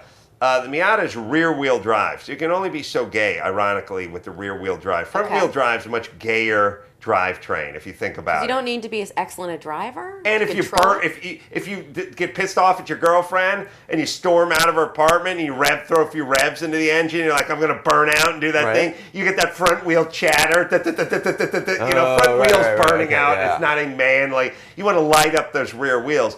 Miata rear-wheel drive car, and have won millions of races. They have a whole Miata racing series. So what happened to Miata? Why did it get That was your go-to gay car for like 3 years. I know, but they've done so much winning and so much racing. Again, it's sort of like the guy. This is a beautiful story. How gay could a guy be and have so many wins in the UFC? It's like if a guy had 500 wins in the UFC and you're still calling him gay. You know, like how gay can you be? What does the Miata have to do? Yeah, that's my car. Yeah, that's your car. But you drove a Mini. Yeah, I did. Yeah. I drove a gray S non-convertible with a black top. Oh, and by the way, ran into the designer of the Mini when we were in Pebble Beach. Is he as British as I hope he is? Does he have like patches on his elbows? No, he lives in Britain, and he does the McLaren thing. And McLaren's a big race team, and they design F1 engines, and they're coming out with a supercar. And we're just talking about the fucking Jay Leno and how everyone makes fun of him for not blah blah blah blah. They made the first F1 McLaren supercar in '93. I said, what did that thing? What did that thing sell for back in '93? And he said, I think the sticker-on thing was about $700,000 or $800,000. So that's pretty expensive car for 1993, about $700,000-800,000. I said, what did Leno get his for? Because Leno either gets his shit free or at a substantial discount. And he said, I'm sure he didn't pay sticker for it, and he just laughed, right? So maybe Leno paid, maybe he spent $500,000 for it, maybe spent $450,000, maybe spent $600,000. A day later, one went across the auction block. I wasn't there, but I checked online. Went for $3.5 million. So Dumbo Leno, who's off with his folly in his cars and collecting and wasting all his money, wouldn't we all love to waste our money on things that we spent $550,000 or $600,000 for and are now worth $3 or $4 million? And by the way, $3.5 million with the first McLaren F1. Is all your money with Leno? Is it like a Bernie Madoff thing? It's all Leno. Buy me a new car every week. Now, it seemed like the Volkswagen used to be kind of okay for a guy, and now it seems they put that flower in the front. Between that it comes with a flower, right? It comes with a daisy. Yeah. Even I knew not to get that. Right. Yeah. That's a clue. The Mini needed a clue like that. Yeah. The flower. Yeah. You could get a GTI. You could get something with all-wheel drive. They make a couple things now. But, all right. Shall we finish up the news, by the way? Let's. And now, the rest of the news. I don't know if cars are gay for Teresa now. Strasser. But it's true. Once you start getting into the crank and the pistons and making it, pump gas and all that kind of stuff, it's all very gay. It's all super crazy gay, and it's all the Beach Boys I found songs. all the male stuff I'm doing is super gay. Like, there's nothing you can do that's gayer than Brazilian Jiu-Jitsu. No. I mean, there are positions you get in that super gay men sweaty, have never been in. Yeah. It's just balls in your face the whole time. I know, it is weird. I was uncomfortable. Like, I kind of freaked out. Like, touching a man that closely is not. It's just, you get nervous. And Joe Rogan has a boner, and it's really uncomfortable. Yes. All right. Sorry, T. The rest of the news. A mother in South Carolina admitted to killing her 2 young sons and then faking a car accident to cover it up. Shaquan Dooley, 29, told police she suffocated 2-year-old Devon and 18-month-old Javon with her hands, strapped the boys into her car, and drove Devon and Javon? Definitely not a Jew. Devean and JA''VAN. Why? I know she's exquisitely stupid and a criminal, and they're dead now, so it's academic. But naming, whether you have kids or dogs, giving them a name that sounds almost the same, just seems like it's like when the people live on Mercer Drive and Mercer Place and Mercer Road and Mercer Street. Isn't it just kind of a recipe for disaster? It's poor writing, really. Horrible writing. It's like everyone's going to get lost. Yeah. Right. According to Orangeburg County Sheriff Larry Williams, it seems Dooley, who was single and unemployed, could not handle the responsibilities of being a mother, clearly. She told cops she killed the children because she was distraught after an argument with her own mother. Officials had initially been suspicious when Dooley claimed the car crash was an accident. For one thing, her own clothes were completely dry. She also had walked some distance to find help when there were houses right nearby. She was charged with murder. Chappaquiddick action there. Yeah, well, here's what I'm interested in that story. Is Teresa, you get to choose whatever stories you want, right? Well, this is a big story, say, between but Dr. Laura this interested you in particular. Mm-hmm. I do like reading about parents that are... You do? Yeah, that's what I'm getting at. Interesting. Yeah. Well, it is. What's going on? It is fascinating when women kill their own kids. Yeah, right? But to you, really. She'll be driving home going, you know what? She killed her kids and Aquanetta landed on her feet. She may be in the joint, but she's doing all right. You know, I feel bad because... Does it make you feel like a better mom because you didn't kill your kids? I have guilt because I got to go on Dr. Phil tomorrow, and maybe I won't see Buster for 4 or 5 hours. Right. But now I don't feel as bad because I didn't drown Devon. That's what's going on, right? Mm-hmm. You know, how are things going with you and Dr. Phil? Good. He dropped me like a potato. No, we were both on the Dr. Phil together at one point. Yeah, and he loved tea. Only because his audience is moms. We got a one Jew policy here. You think they had to choose between us? Gay and Jewish is a little bit more than my audience is willing to tolerate. So why don't you jump in your naturally aspirated canary yellow gay box over there, flap the rag top down, and take what you people call a U-Day. Are you effing stupid? I'm sure with your dual income, you guys will be fine. That's what went on. That's exactly what happened. That's what it felt like. Excuse me, I got to go get my mustache deloused. Well, usually I like to have a palate cleanser of a not depressing story, but that's not the case today. There's new medical information about Lou Gehrig's disease. Findings from a recent study have found similarities between head injuries and ALS, also known as Lou Gehrig's, which attacks nerve cells in the brain and spinal cord until the ability to move and speak has been destroyed. By the way, this seems like a pretty easy math to do. You get concussed a certain amount of times, and essentially, how many times can you drop your cell phone before the speed dial stops working on it or whatever? You know what I mean? Like it's a little computer, and sometimes you can douse it with a little booze and a couple of mushrooms and get it kicked around a little bit every once in a while and play a little Pop Warner football. But eventually, you beat the shit out of it. It's not, you're going to hit some numbers into it and tilt's going to come up on the screen. How many times does Randy Couture have to hit you in the face for that to come up, you think? I played 10 years of football and I was knocked out on more than one occasion. So less than 10 years. Yes, and they do that thing where when I played, it's like you'd lead with your head, like you'd spear people. That's what it was. And it's so insane. We're not talking about the dark age. We're talking about the late 70s, early 80s. And, it's funny. Kid would get fucking knocked out, and they'd be like, yeah, he got his bell rung. He got his bell rung. And everyone would be laughing. They would laugh. And if the guy started walking back to the huddle and stumbled, it'd be like, oh, Jesus, Johnson, you got to get off the field. He got his bell rung. Sit down. You all right? All right, go back in. Like, they didn't have any concept of this brain injury thing.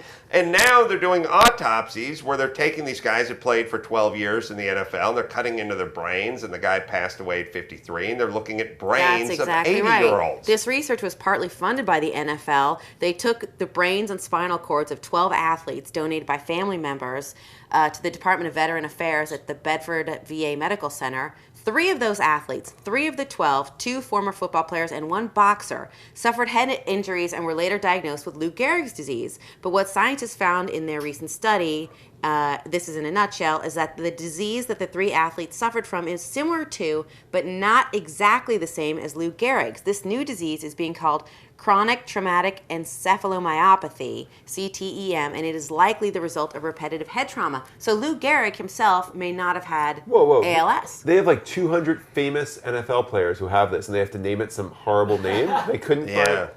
This can't be Dick Butkus disease? Plus, when you're fucked up and you're in the grips of this. Right. And, you know, first off, oh, yeah. you dropped out of Florida State your junior year. You never did homework in high school. Now you're in the throes of this brain disease, and you're sitting there and you're talking to Brian Gumble, and you're like, your drool's coming out of your mouth, and you're like, I have sofa. I have a love seat. I have a sofa.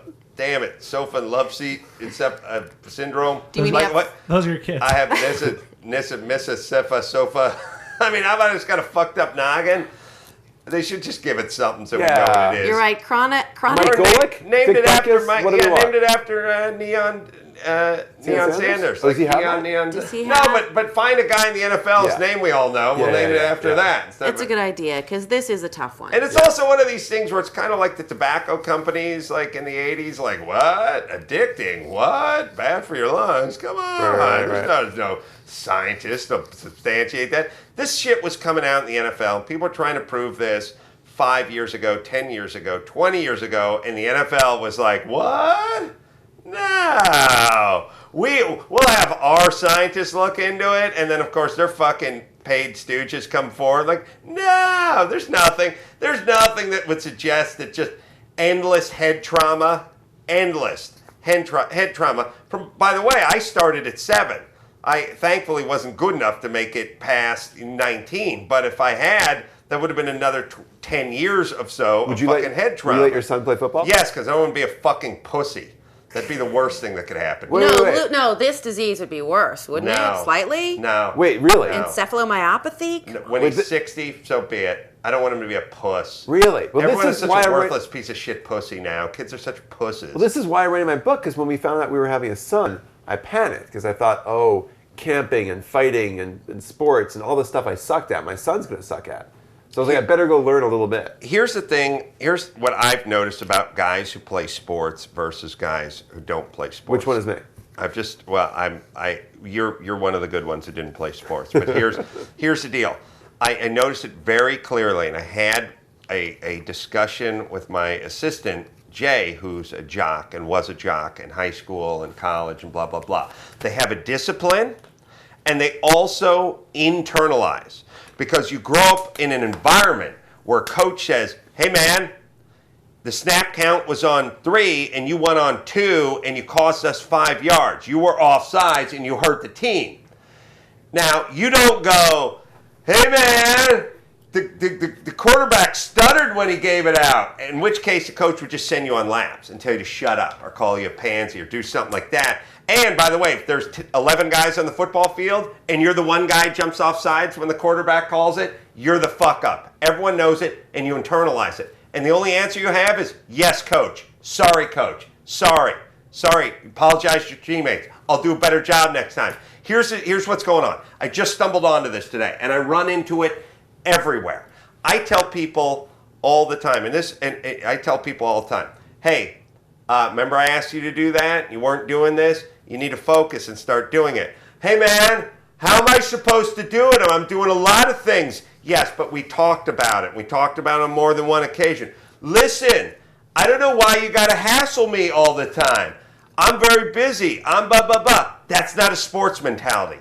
And by the way, you want to know why you're shitty at what you're doing? This is your answer to everything. Externalization. Wasn't my fault. And by the way, perceiving everyone who has a problem with you is, why are you hassling me? You see, when you play sports and your coach says you did it wrong, you don't go, why are you hassling me? You go, sorry, coach, I'm going to get it right so I can please you next time. It's a mindset. My fucking assistant, Jay, is fucking Johnny on spot with everything, and it's because he has a sports mentality. And when I say, hey, Jay, you did this wrong, he goes, tell me how to do it right.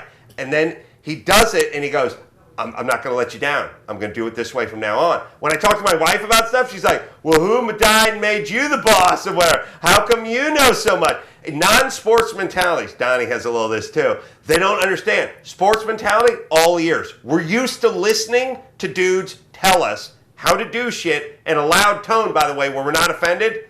Like, because there's also a lot of, hey man, watch your tone. Who you talking to? What's up? Why are you so smart? They beat the shit out of you early. That gets right out of you at age. My 3rd year of Pop Warner, there was no, oh, my dad's a lawyer. and you can't raise your voice. No way.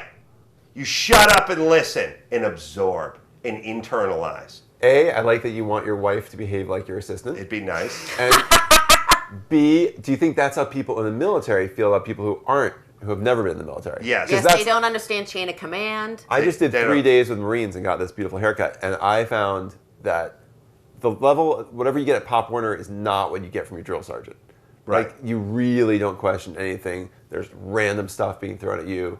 You're broken down. It's all That's about all the playing. team. It's a break. It is. Pop It's Warner all football internalized. and being a Marine, same thing. It's break it all down, and then you create everyone, and it's one unit. The Marines are the only people so far that I've met, firemen, race group, who say, when I say, are kids different now? Are boys not as manly? They're like, no, they're exactly the same. And that's because they never get to meet them. Like, they show up there, and the first minute they're turning them into what they want to turn them into. What is your major malfunction, numbnuts? What you want from your kid is you want them to... I swear to God, I sat down with my sister. I talked about this for 20 minutes today, which is the people that are in constant denial and like, why are you hassling me and taking everything as a personal attack and you're just fucking with me, they never get any better. Why should they? They never do anything wrong. You're just a dick who periodically hassles them about stuff that they have no control over. You allergic to good sound knowledge, son? Hey, sense of personal responsibility? No, you want your kid, and the reason now you don't. Now I played baseball. You don't learn shit. Oh, really? Well, why is it just football? Yeah, why is it just football? Because baseball's they get for Dick fairies. Butkus Because you need the threat. Can't you just play tennis? Football. I'll tell you Don't why. even say the S word. I'll tell you why. Soccer. The deal is this. I played football. Is about here's what I'm going to do. I'm going to do my job. And when I do my job, when I execute my job, that's going to enable you to do your job, which is going to enable us to score, which is going to enable us to win. Now, you get the football. That's not my job. My job is to pull out in front of you and sacrifice myself to try to take somebody out so that you can run across the goal line and hold the football. Because there's one quarterback, and almost all of the other jobs are gloryless. Well, no, the guy who catches it and runs. Yeah, those guys. for the most part, most of the jobs in football is just sort of diving on a grenade so the other guy can be a hero. That's most the job. Do you think your son will play football? I see. I had a horrible injury in football at the Pop Warner level that was freakish. So and my son's a puss. Like he doesn't have it in him already. Is your son a pussy genetically? Yes. Or do you think it's the puss. age he's growing up in? He's a puss. No, he's a genetic puss. So I was a genetic pussy, even though my dad wasn't. We're not going to beat it out of him either. I mean, and you're just born that way. He just was made that way. Born a puss. He'll be good so at what do other you things. do? Wait, what do you like? What should my dad have done? For me, I just hope he's a top. I know he's going to be gay. I just hope he's a top now. I've managed my expectations. Right. Just managed it. Or a power bottom. Yeah, or a power bottom. Either way. Yeah, there's nothing to do about it. No, he's a wuss. My daughter's a daredevil. She wants to be thrown in the deep end of the pool. My son says, "No, thank you. I'm scared. I don't want to go to the deep end of the pool." Does that bum you out, or are you like? No, I don't have. I love him, and he's saccharine, he's sweet, and he can do whatever he wants. But at a certain point, I want to impress upon him that if you have a toughish nature, it's going to be much easier to get through life because you're just going through life with fucking bubble wrap on you. And at a certain point, you're going to get shoved out of the nest and you're going to have to toughen up a little. He's not going to have to toughen up that much. He's growing up pretty rich in Los Angeles. Like, there's not going to be that much. I haven't grown up, like, upper middle class in New Jersey. I didn't have to encounter that much. Yeah, I mean, it all depends what your arc is. You went to college. You sort of had an idea what you wanted to do. I guess the writing came fairly natural to you and early and often, and you were employed before you knew it. But he may struggle. I mean, he may decide he wants to be an actor or a comedian or whatever, in which case going to be lots of auditions, lots of people saying no. But that's a different kind of toughness. Yeah, but it's still just it's a fortitude. But in general, I don't want him to externalize every fucking thing that happens in his life. I don't want, every time somebody tells him, you're doing it wrong, I don't want him to go, why'd you take your asshole pills this morning? Right. I want him to go. That's behavior. That's learnable. I think. Yeah, you can convey that. I hope so, because the reason I'm a good carpenter is because my entire carpentry life, I had guys coming up to me going, "Hey, Dick, that's not how you do it." And I didn't go, "Hey, who died and made you king carpenter?" I went, "Okay, tell me how to do it." And then I would do it that way next time. Well, you can't write if you can't be edited, right? You can't succeed unless you... All right. Mike... A fair enough note to go out on, by the way. God damn, I don't know. Where did the time go? I don't know. It flew by. Fired up.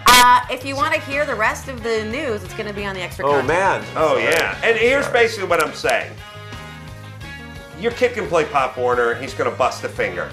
He's going to get a bloody nose, and he might get one concussion. We'll be back. But he'll get a toughness that will last his whole life. The broken finger, that'll heal in a few months. And Dick Butkus disease.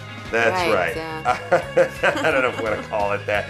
We'll be Joel right Stein website is at The Joel Stein, by the way. You can Twitter him at The Joel Stein. And go to The Joel Stein, the website, as I said, currently working on the book. Joel, keep us posted. Come back at any time.